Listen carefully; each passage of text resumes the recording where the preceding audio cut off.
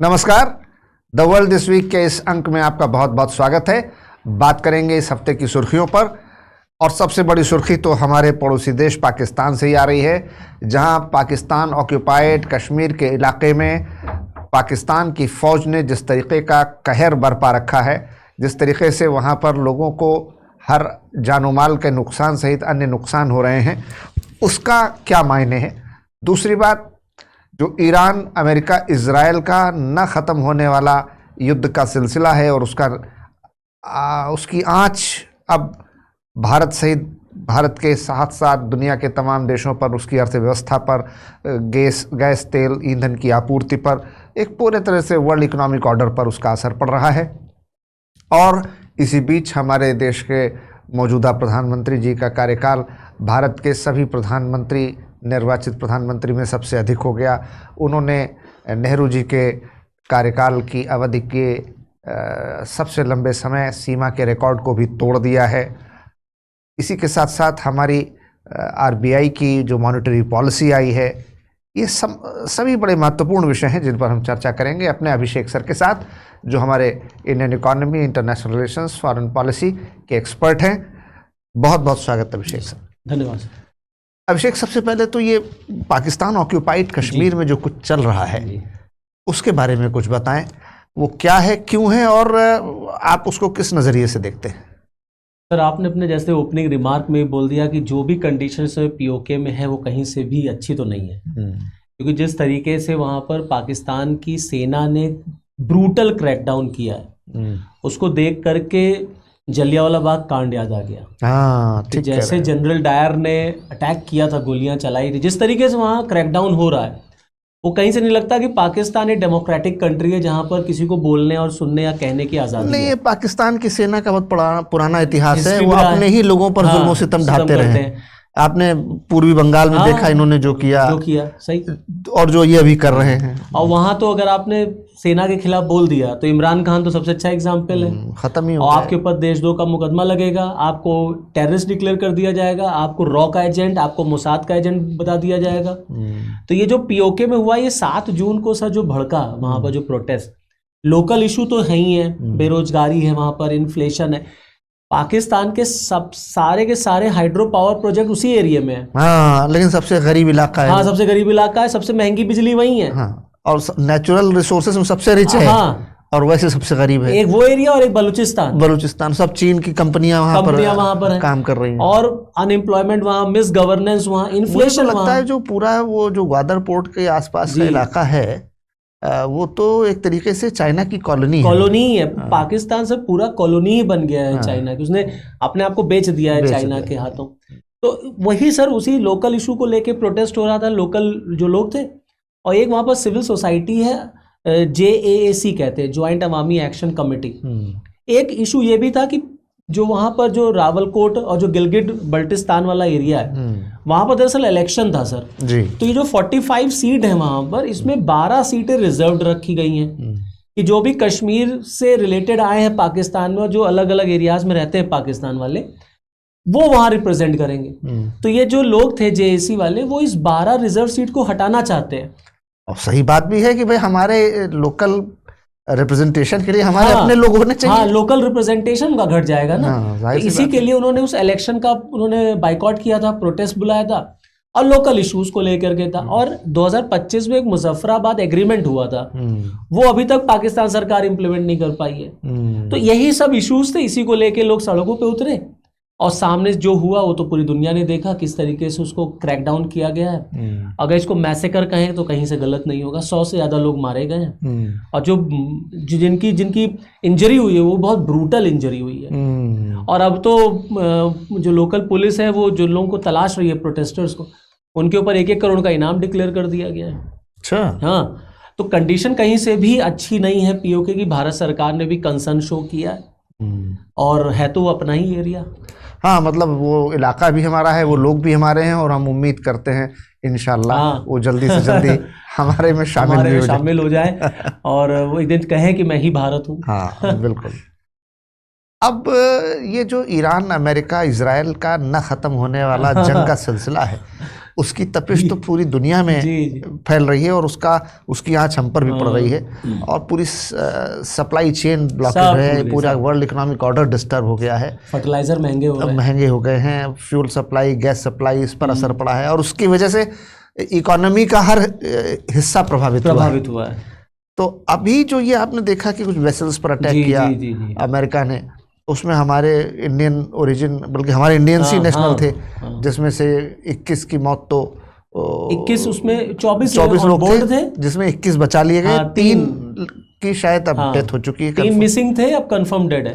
और इस बीच एक नए अटैक की भी खबर आ रही है।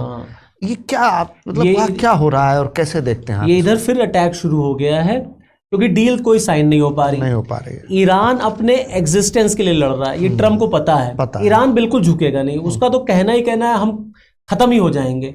वो तो जान के हम खत्म हो चुके हैं, तो बचना क्या है? कोई डील विल करने को तैयार नहीं है। ट्रम्प बार बार कह रहे डील कर लो, वो डील कर नहीं रहा है। इसी बीच सर अभी न्यूज आई कि ईरानियन ड्रोन से दरअसल एक अमेरिका का अपाचे हेलीकॉप्टर, जो आर्मी का हेलीकॉप्टर था, वो क्रैश हो गया। बस यहीं से अब ट्रम्प नाराज हो गए। तो ट्रम्प, अमेरिका ने ईरान के कई एरियाज पे अटैक कर दिया। फिर ईरान ने इसके रिटेलिएशन में जॉर्डन पर, कुवैत पर और बहरीन पर जो एयर बेसेस अमेरिका के, वहां अटैक कर दिया। तो एक बार फिर ये जंग शुरू हो रही है। और जो आपने कहा ये ना खत्म होने वाली, खत्म ही नहीं हो रही है। आज 100 दिन से ज्यादा हो गए और अमेरिका ने कहा था हम इसको 24 घंटे में खत्म कर देंगे। बिल्कुल ट्रैप में फंस गए। और ईरान कहीं से झुकने को तैयार नहीं है, उसको अपने एग्जिस्टेंस के लिए लड़ रहा है। वो कह रहा है हम खत्म ही हो जाएंगे। अब इसका दुनिया पे तो नेगेटिव इम्पैक्ट पड़ ही रहा है, हमारे देश पे पड़ रहा है। कच्चा तेल महंगा हो रहा है, फर्टिलाइजर महंगे हो रहे हैं, किसानों को प्रॉब्लम हो रही है, वर्ल्ड इकोनॉमिकल ऑर्डर जो है वो टूट रहा है, बर्बाद हो रहा है। लेकिन अब अमेरिका को किसी की परवाह ही नहीं, उसको खाली अपनी चिंता है। अब हॉर्मुज का ब्लॉकेट भी नहीं खुल पा रहा है, ब्लॉकेट भी नहीं हो, डबल ब्लॉकेट हो गया। जो पहले पूरी तरह फ्री था, अब उसमें ईरान और अमेरिका दोनों का ब्लॉकेट है। वही। और इधर जो आपने अभी कहा, जो न्यूज आई है वो ये है कि जो वेसल है, इंडियन वेसल, अभी जो न्यूज आई है कि MT जो जलवीर वेसल है, उस पर अमेरिका की तरफ से अटैक हुआ, जिसमें इंडियंस जो थे वो ऑन बोर्ड थे। अभी कोई एक्सप्लेनेशन नहीं आया है कि क्यों हुआ, कैसे हुआ। क्या अमेरिका का कहना है कि जो भी ये वेसल्स हैं ये ईरानियन ऑयल लेकर के मूव कर रहे थे। पिछले वाले वेसल पे तो उन्होंने कहा कि हमने लगातार वार्निंग जारी की, फिर भी वो उसका मूवमेंट नहीं रुका और आखिरकार हमने उसको केवल डिसेबल किया, प्रिसिशन अटैक किया था। उसके इंजन को डिसेबल कर दे ताकि वो आगे मूवमेंट उसका ना हो सके। तो उन्होंने कहा था कि प्रिसिशन अटैक हमने किया था इंजन पर। ये सब बहाने हैं, अटैक तो अमेरिका कर ही रहा है। अब हमारे प्रधानमंत्री मोदी जी ने प्रधानमंत्री नेहरू जी का रिकॉर्ड तोड़ दिया है और वो भारत में सबसे लंबे समय तक निर्वाचित प्रधानमंत्री के रूप में आज से इतिहास में दर्ज हो चुके हैं। तो कैसे देखते हैं आप प्रधानमंत्री मोदी जी का कार्यकाल? प्राइम मिनिस्टर साहब, जो रिकॉर्ड नेहरू जी के लिए था, आज वो रिकॉर्ड PM साहब के लिए हो गया। लेकिन बड़ा लंबा टेन्योर, पॉलिटिकल टेन्योर रहा है। मुझे नहीं लगता कि अब जल्दी ये टूटेगा। हाँ सही कह रहे हैं आप सर। नेहरू जी का रिकॉर्ड टूटने में 50 साल लग गए और अब ये रिकॉर्ड देखिए कब टूटेगा। गुजरात के मुख्यमंत्री, आई थिंक सर कितने 20 साल 25 साल का इनका पूरा। हाँ, वैसे तो अगर आप देखेंगे तो ये जर्नी तो 2002 से 2026 24 साल पहले मुख्यमंत्री के तौर पर, 2002 से 2014 लगभग 12 साल मुख्यमंत्री के रूप में और अब 12 साल से ज़्यादा प्रधानमंत्री के रूप में। 10 जून ये अपने आप में बड़ी उपलब्धि है। अपने आप में 4000 से ज़्यादा दिन जो हम लोग ये वीडियो रिकॉर्ड कर रहे हैं, तो 4400 डेज हो गए, क्योंकि कल 10 तारीख को 4399 थे। 398 4398 नेहरू जी रहे। और मुझे भी लगता है, देखिए, अगर इनकी ओवरऑल बहुत सारी प्लान पॉलिसीज, जैसे सांसद आदर्श ग्राम योजना या स्मार्ट सिटीज प्रोजेक्ट, बहुत ये कामयाब नहीं रहे, लेकिन ज़्यादातर इंफ्रास्ट्रक्चर पर, इकोनॉमी पर अच्छा काम हुआ।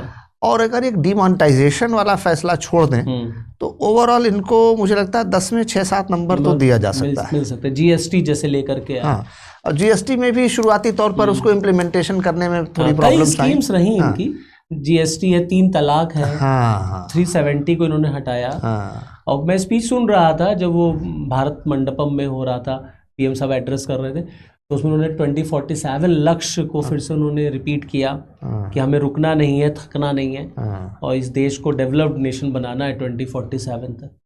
तो ये जो आपने डेवलप्ड नेशन की बात कही और उसमें उन्होंने हिंदू ग्रोथ रेट के बारे में भी कहा कि साहब कांग्रेस ने अपने कम विकास की दर की विफलता का सारा जो अपयश था वो हिंदू ग्रोथ रेट पर डाल दिया।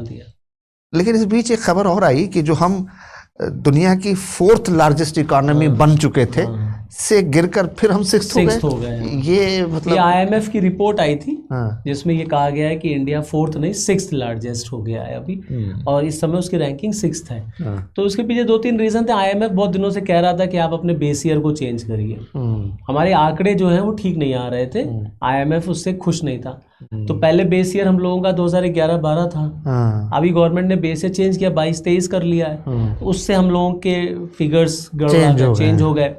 प्लस ये जो जियो पॉलिटिकल सिनेरियो है उसका भी असर पड़ा, हमारा रुपया लगातार डेप्रिशिएट हो रहा है। दूसरी तरफ ब्रिटेन का पौंड और जापान का येन जो है वो, ये दोनों इकोनॉमीज हमसे आगे हो गई हैं, क्योंकि हम लोगों ने ब्रिटेन को ही हराया था। ब्रिटेन और जापान को पीछे किया था। और फिर ये दोनों आगे हो गए।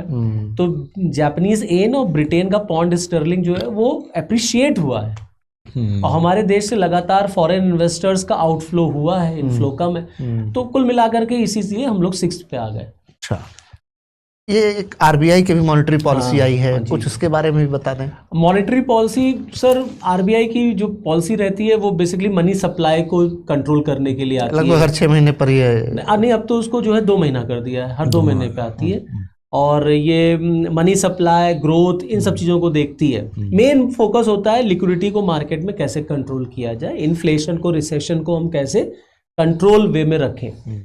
अभी जो रिपोर्ट आई है मॉनेटरी पॉलिसी, उसमें रेट्स अनचेंज्ड हैं। जो रेपो रेट वगैरह जो होते हैं उसको उन्होंने अनचेंज रखा है। रेपो रेट, रिवर्स रेपो, हाँ, जिसमें कोई उन्होंने परिवर्तन नहीं किया। ये था कि होगा, लेकिन उन्होंने नहीं किया।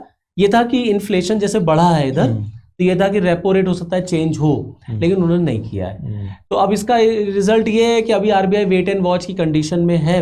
उम्मीद वो ये कर रही है कि जियो पॉलिटिकल इशू सॉल्व हो जाएंगे तो चीज़ें नॉर्मल हो जाएंगी, पेट्रोल और डीजल के रेट्स अपने आप कम हो जाएंगे तो चीज़ें सही हो जाएंगी। अब नेक्स्ट मॉनेटरी पॉलिसी देखिए, फिर अब उसमें वो क्या कहते हैं। ग्रोथ रेट का भी जिक्र किया उन्होंने 7.7% का, कि भारत जो है 7.7% की ग्रोथ से आगे सेटिस्फैक्ट्री है। अच्छी, हाँ सेटिस्फैक्ट्री है, लेकिन सर जो हम लोग का टारगेट है ना $10 ट्रिलियन 47 तक का, उसके लिए हम लोगों को हर साल एटलीस्ट 9% ग्रोथ रेट चाहिए। डबल डिजिट में ना हो तब भी उसके नजदीक तो होना चाहिए। 9 अगर 10 नहीं है तो 9, 9.5 तो चाहिए ही चाहिए, और अभी हम लोग 8 भी अचीव नहीं कर पा रहे हैं। तो अब जब से ये टारगेट सेट हुआ है तब से देखिए कोविड आ गया, रशिया यूक्रेन वॉर शुरू हो गया, और ये जियो पॉलिटिकल अभी समय हो गया, ईरान इजराइल, तो इन सब का इम्पैक्ट ये पड़ा, हमारी भी ग्रोथ रेट कम हो रही है। ये सारी चीजें आपने देखा। इस हफ्ते की सुर्खियों पर हम लोगों ने तमाम बातचीत की हमारे अभिषेक सर के साथ। उम्मीद है आपको हमारा ये अंक पसंद आया होगा। आप इसको देखते रहें, सब्सक्राइब करें, शेयर करें, लाइक करें, और अगर आप भी किसी मुद्दे को चाहते हैं कि द वर्ल्ड दिस वीक के एपिसोड में शामिल किया जाए तो कमेंट बॉक्स में लिखकर ज़रूर बताएं, अपना सहयोग दें, शेयर करें, सब्सक्राइब करें, लाइक ज़रूर करें। बहुत बहुत धन्यवाद।